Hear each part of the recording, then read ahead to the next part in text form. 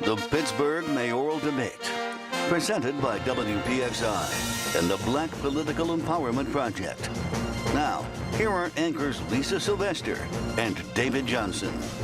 Thank you for joining us as we welcome the two men running to be the next mayor of Pittsburgh. Hello, I'm Channel 11 News anchor David Johnson. And I'm Lisa Sylvester. On Tuesday, November 2nd, Pittsburgh voters will choose their next mayor. But before they do so, we want to give them an opportunity to see where the candidates stand on the city's most pressing issues. So let's introduce the candidates right now. The Democratic nominee, State Representative Ed Gainey, who represents Pittsburgh's East End. The Republican nominee is Tony Moreno, a retired police officer and Army veteran. Now, we posted the rules for tonight's debate online. The opening statements will run in alphabetical order. Each candidate has 1 minute, starting with Representative Gainey. Mr. Gainey. First, I'd just like to say thank you for having me today, WPXI and B-PEP. Secondly, I'd like to take a minute and just reach out to the mayor of the city of Pittsburgh, Bill Peduto. I know you had a death in your family of your brother. Blessings, my condolences, and I'm definitely praying for you and the family. I'm running for mayor because I believe we can have a city for all. The three things that I want to do to help this city become the city that I know it can be: 1, improve public safety; 2, invest in affordable housing; and 3, make this the most diverse city in America. We can do that together, Pittsburgh. We can do that because we have an opportunity to build the Pittsburgh that we want to see. I look forward to working with you, and thank you for having me today. Thank you, WPXI, for having me. Thank you, Pittsburgh, for bringing me here. My condolences to the Peduto family. Pittsburgh, we're in a historic moment right now. Remember, no matter how this ends, we're going to have a minority mayor. Don't forget, I'm Mexican, Native American, Scottish, and Irish. I bring a different lens to looking at Pittsburgh and seeing how we should be growing, and this becomes very simple to me. I've worked inside of this government. I've been successful.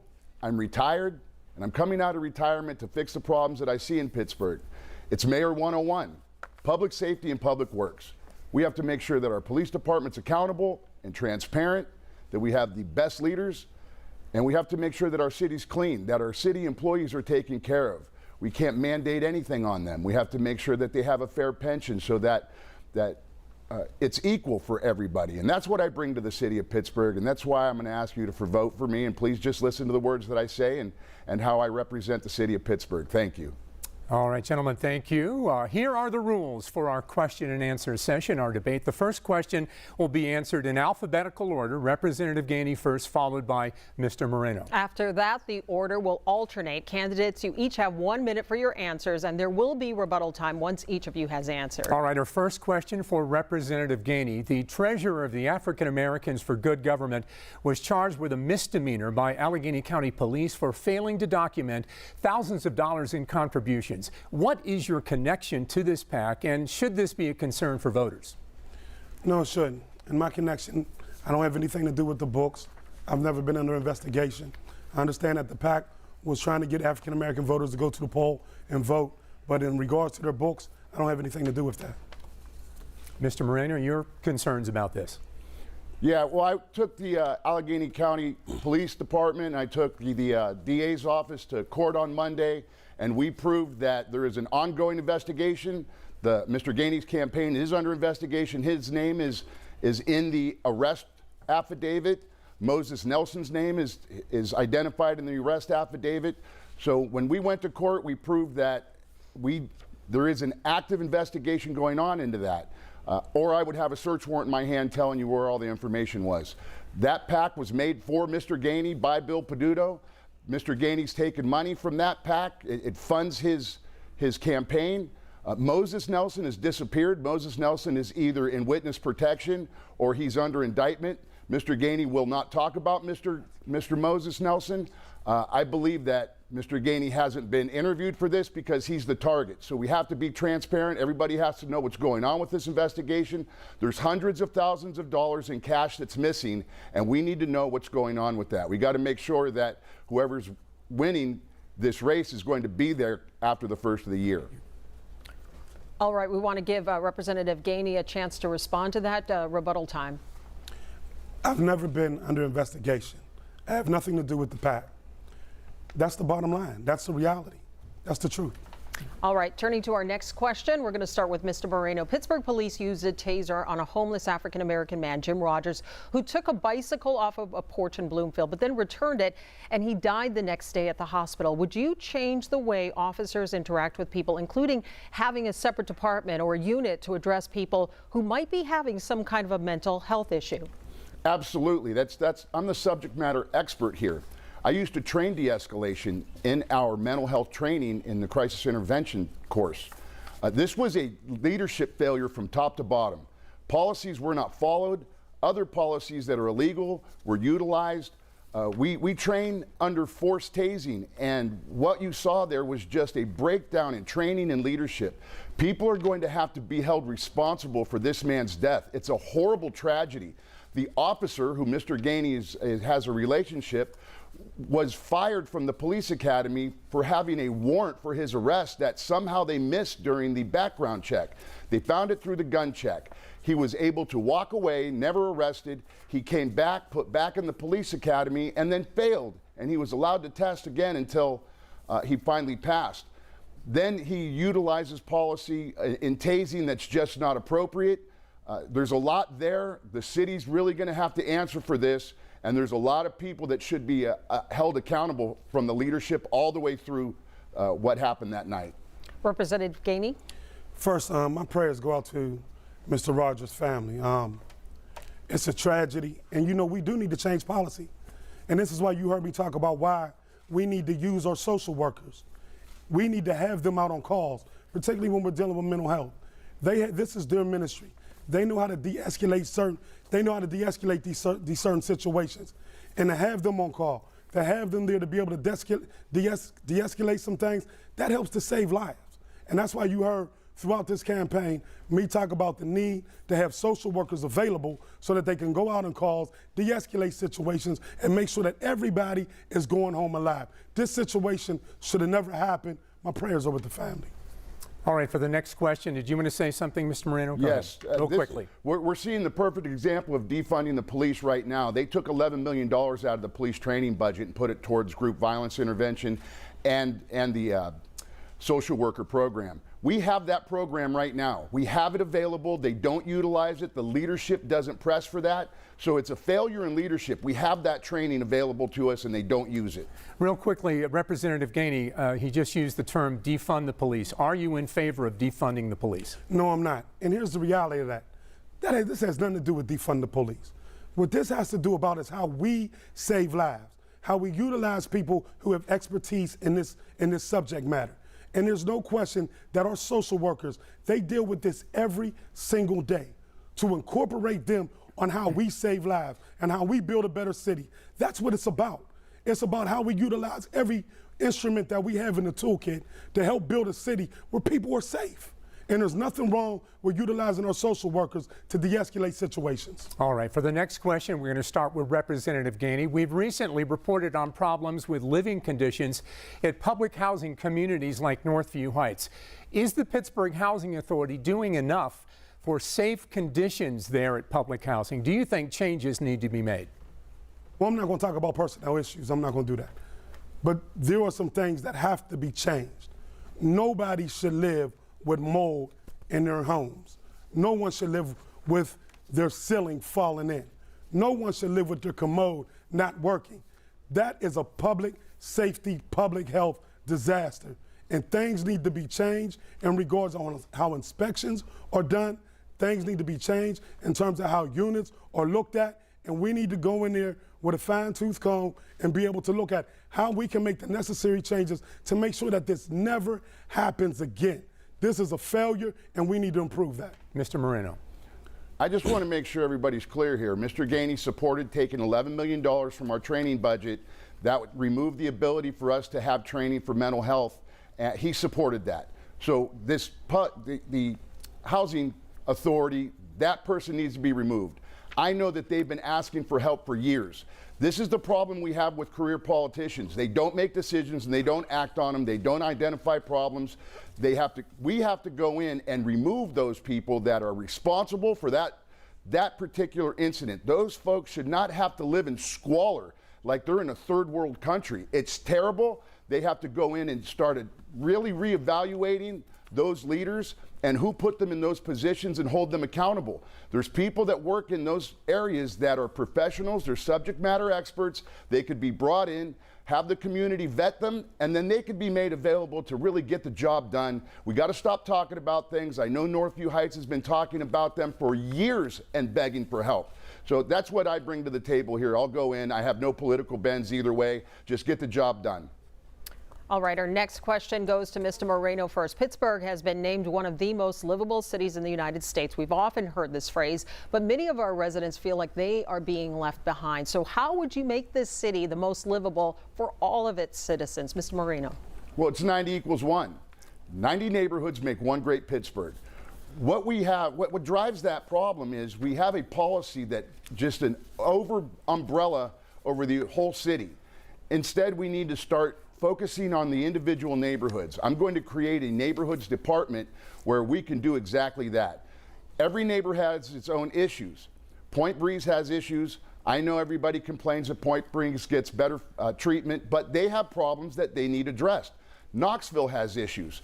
Their issues are different than Point Breeze's. So if we have neighborhoods that are talking to their elected officials and the elected officials are responding in kind to their needs, then everybody's going to be treated equally. We'll start to come up and everybody will have the things that they want: cleaner streets, street lights.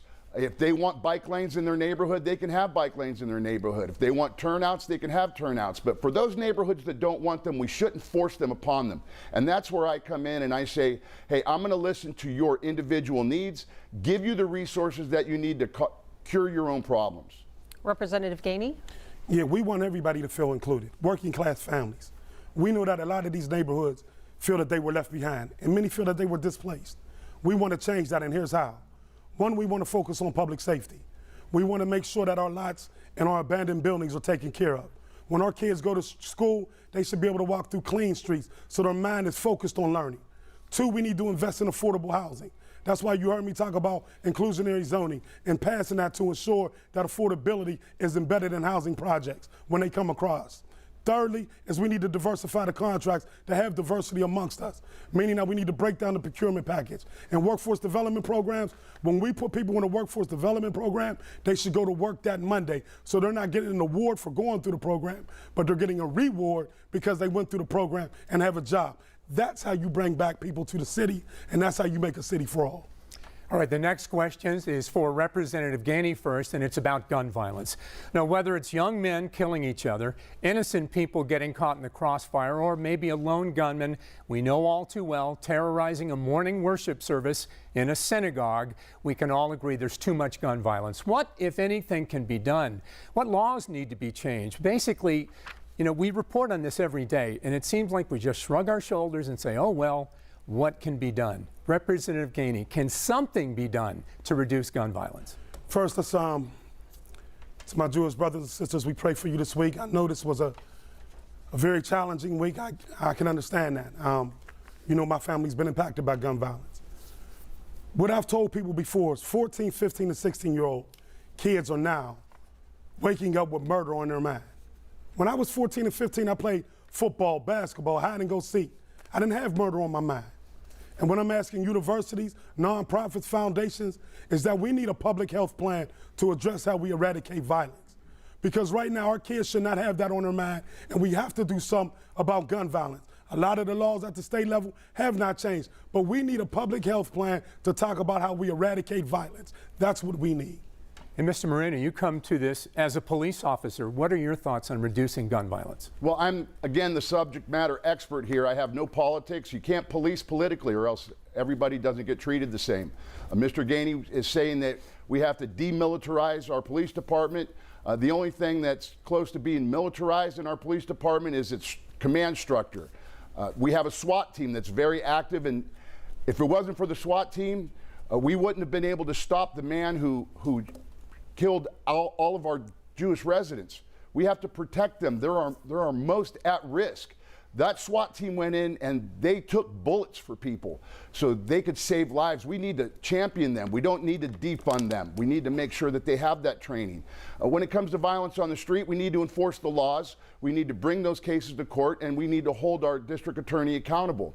But when it comes right down to it, the problems we have are financial problems. So if we go in, stop the violence immediately with officer presence and law enforcement, we then parallel around the side and we find out what's going on financially in their lives, get them to the places where they could start taking care of themselves.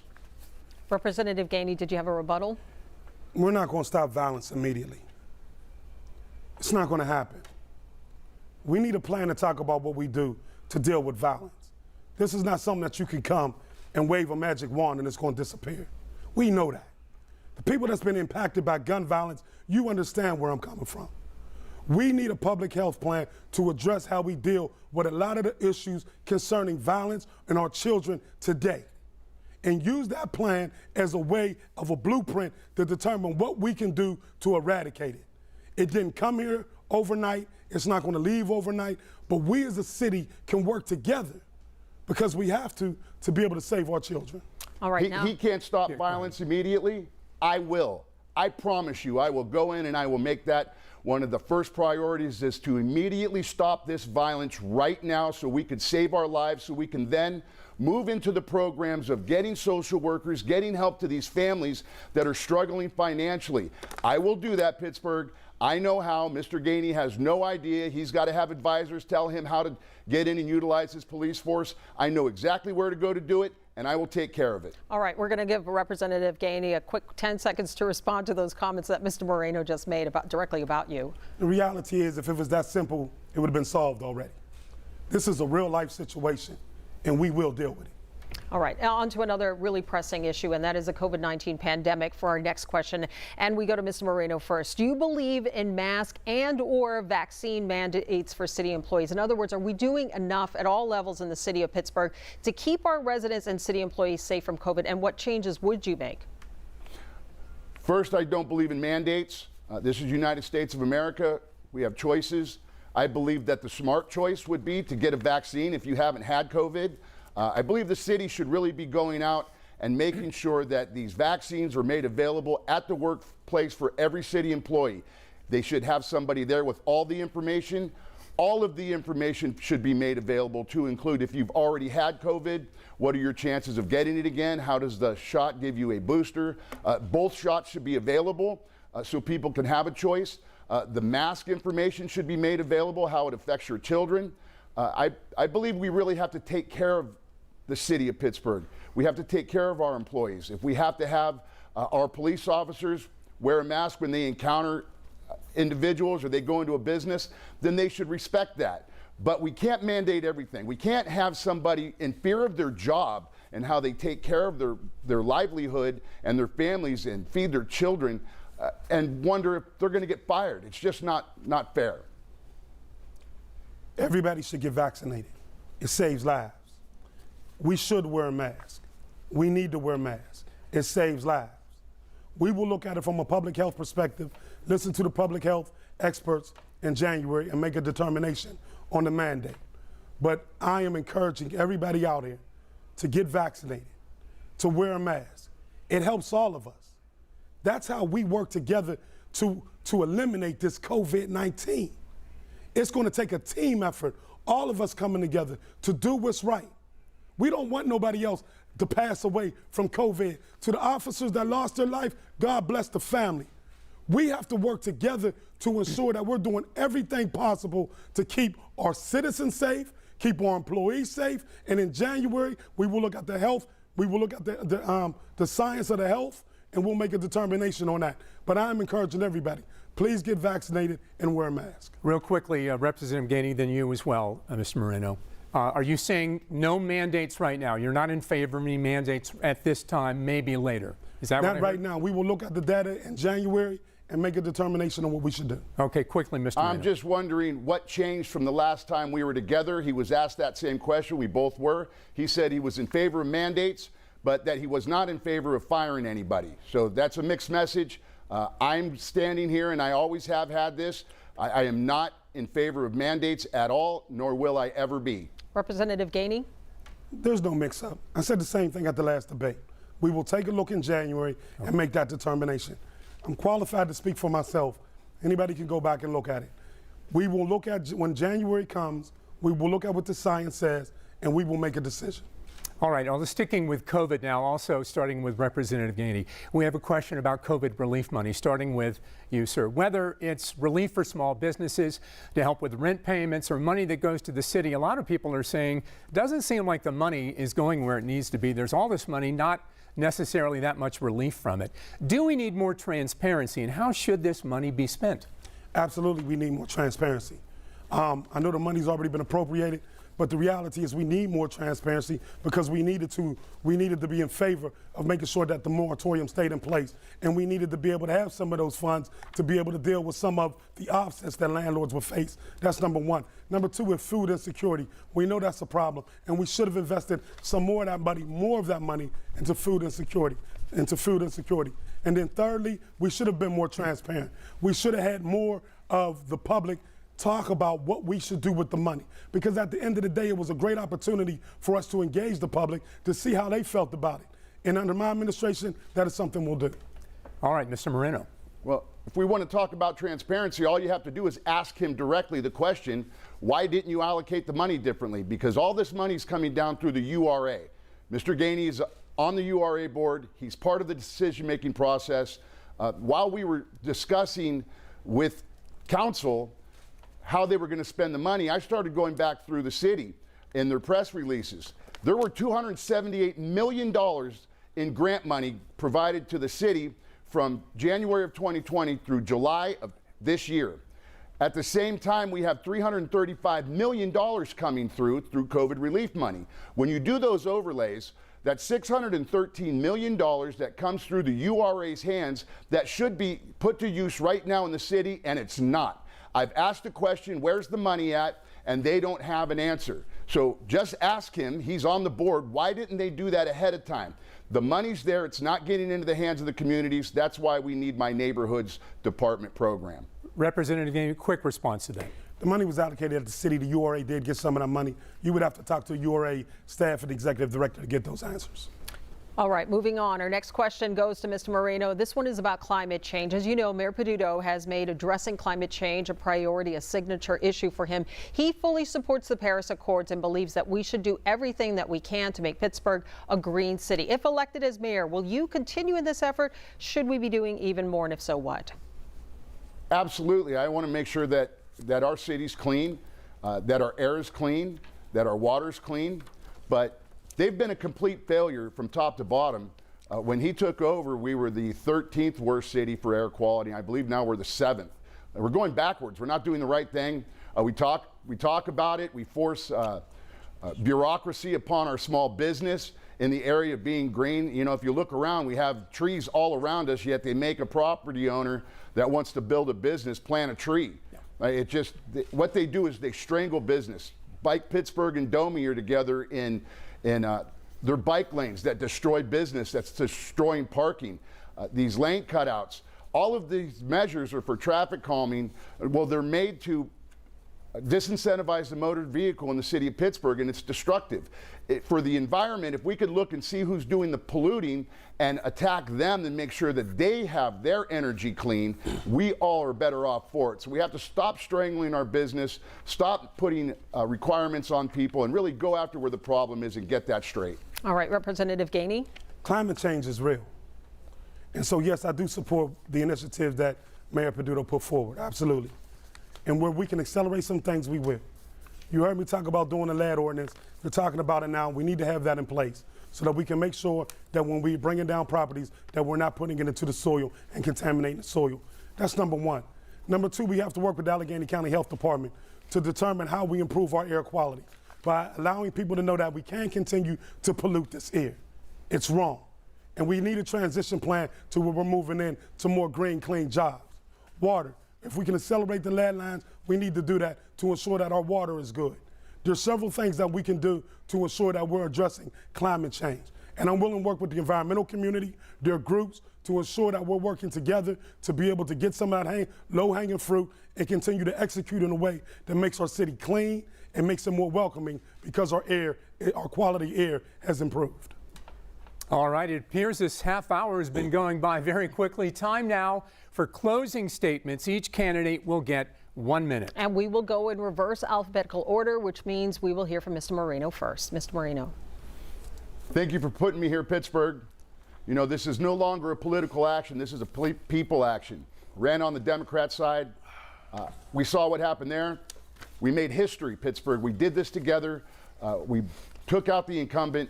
And now I'm standing here before you, written in on the other party side on the Republican ticket.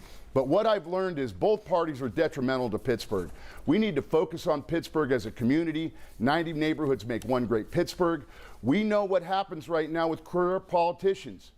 They just keep doing the same thing over and over again. We're being punished for it. We're made to pay a price, and it's not right. Give yourself a chance to live the life the way you want to, Pittsburgh. I will keep you safe. I will keep your streets clean. I will make it so you can go to work in the morning when it snows, so your children have a bright future. I'll do that for you, Pittsburgh, because I love my city. I love the residents. Vote for me, Pittsburgh. Make sure that you make the right choice so on Wednesday morning you're not laying there saying, what happened? We have another career politician who's under investigation, who hasn't done anything for his own neighborhood, who allowed a 70-year-old woman to lose her sense of taste and smell because he wouldn't help her with her sewer problem. I did, and I'm not even elected yet. You have a chance right now to make history. Vote for me, please, on November 2nd. My name's Tony Moreno. Make history with me, Pittsburgh. First, I just want to say thank you, Pittsburgh. Thank you. Thank you for this opportunity. I appreciate you. We can make this a city for all. We can make this a city that we want to see together. And there's ways that we get there. Public safety. We can improve through working with the Department of Public Works, how our neighborhoods and how our streets act. We can clean up our downtown. We can ensure that safety is the #1 issue in this city. Affordability. We can build the units. We can make them affordable for working class families so they don't feel like they're left behind or that they're displaced. But we're working together to ensure that they stay right here in the city. And we should be the most diverse city in America. We should look like the new America because together we can build a city for all. And so I want to say thank you. And I'm asking for your vote on November 2nd because a vote for Ed Gainey is a vote for growth. And together we can build a city for all and move this city forward and make it the best city in America. Together we can do that. November 2nd, vote for Ed Gainey. We would like to thank the candidates for joining us today. And we also want to thank all of our partner organizations. You can see their logos on the screen. And now a closing thought from Tim Stevens of B-PEP. We thank WPXI-TV and our 25 community co-sponsors for partnering with B-PEP on this very important mayoral debate. All of us in the metropolitan Pittsburgh area have an opportunity on Tuesday, November 2nd, to help determine the direction of politics, policies, and decisions that could impact us for years to come. 9 common pleas court judges are being elected in this election, along with Commonwealth, Superior, Supreme, and Magisterial courts. We'll be electing a new mayor for the city of Pittsburgh. The results of the primary produced only the nomination for both parties, not the actual mayor. That decision must be settled on November 2nd. This election includes candidates from nearby boroughs, some county council, city council, borough council, school board, county sheriff, constables, judges, and inspectors of elections as well. For those in Allegheny County, your mail-in ballots must be received by no later than 8 p.m. on the election night at the Election Bureau, located at 542 Forbes Avenue near Ross Street in downtown Pittsburgh, on election night, Tuesday, November 2nd. The Black Political Empowerment Project, along with VEAM, will be providing free rides to the polls. Or if you need transportation, call us at 412-212-8775. That's 212-8775. If you want your issues addressed through the political process, you must be present in the polling place on election day. There are no off-year elections. B-PEP believes that we all must vote in each and every election. All right, thank you to Tim Stevens there from B-PEP. And gentlemen, thank you again for being here. We appreciate it. We'd like to thank you at home for watching this debate. I'm David Johnson. And I'm Lisa Sylvester. And remember, get out there and vote on November 2nd and watch Channel 11 for all of your election coverage and reaction.